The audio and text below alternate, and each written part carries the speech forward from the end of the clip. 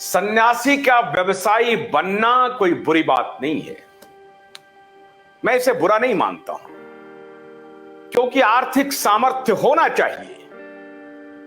और भारत को अगर परम वैभव के दौर में ले जाना है तो आर्थिक समृद्धि भी चाहिए।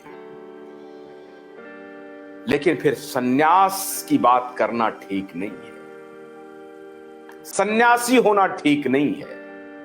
कंपनी बन जाए, कंपनी में माइनर स्टेक हो जाए और बड़ा स्टेक किसी नाम से हो जाए और ये फिर कहें कि ये इस प्रकार का सन्यास है। और फिर वो जो बात कहते हैं ना कि ये भोग भी एक तपस्या है, तुम त्याग के मारे क्या जानो। हां, भारतीय फिलॉसफी में दर्शन है। हम ये नहीं कह रहे थे कि आप वानप्रस्थ की तरफ चले जाइए। सांसारिकता में रहना भी एक तपस्या में मानता हूं, चोंगा पहन के, लेकिन नहीं, चोंगा पहन के नहीं, वेश बदल के नहीं, सन्यासी के वेश में नहीं, खुद को सन्यासी डिक्लेयर करके नहीं। सन्यासी को कुछ नहीं चाहिए। सन्यासी चार्टर प्लेन से चलने लगेगा। सन्यासी चार्टर प्लेन से चलने लगेगा। इस देश में सन्यासियों की बड़ी परंपरा है। तो आखिर राजीव भाई दीक्षित का दुश्मन कौन था? कौन उसको चाहता था रास्ते से हट जाए? यह सीरीज मैं चला रहा हूं और रोज प्रत्येक दिन, हर दिन एक नया मेहमान आपके साथ जोड़ूंगा जो फर्स्ट हैंड एक्सपीरियंस आपको बताएंगे राजीव भाई दीक्षित के। और अलग अलग उनके साथ चलने वाले ऐसे लोगों से नहीं बात कराएंगे जो बड़े बड़े शूरमा हैं। उनके साथ चलने वाले ऐसे लोग जिनके लिए राजीव भाई दिन रात लड़ाई लड़ते थे और उन्हीं को सारी शक्ति देना चाहते थे।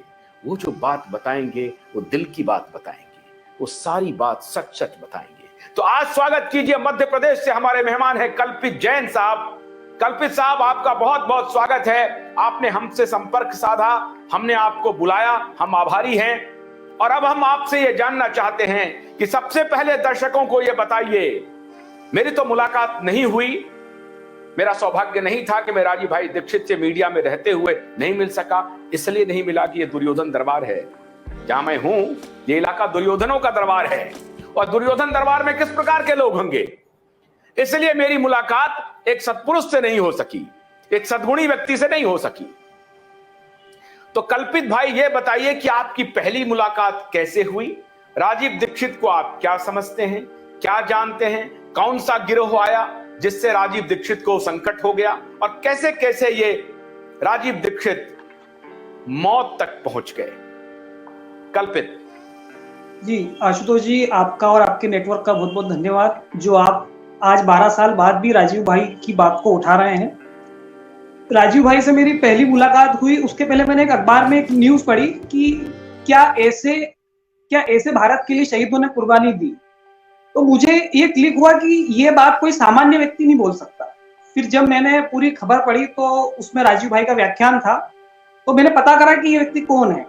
तो किसी ने बताया बाबा रामदेव के साथ काम कर रहे हैं। तो बाबा रामदेव के पतंजलि के चिकित्सालय होते थे, वहां पे संपर्क किया मैं कि ये व्यक्ति कौन है, इनसे मुझे मिलना है। तो उन्होंने कहा कि वो ऐसे वैसे नहीं मिलते हैं, मतलब, और पूरा उनका सिस्टम बताया। उन्होंने जमाने भर की पिक्चर बताई।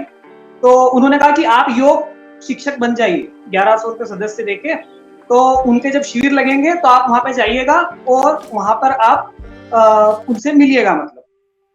तो हमने 1100 रुपये जमा किए और हम हरिद्वार गए। तो वहां पे क्या था पहले कि 2009 की बात है ये। तो हर प्रदेश के शिविर लगते थे जहां से हर जिलों से लोगों को बुलाया जाता था। 20 लोग आ रहे हैं, किसी जिले से 50 लोग आ रहे हैं, इस तरीके से। तो वहां पे हमने पहली बार राजीव भाई को सुना।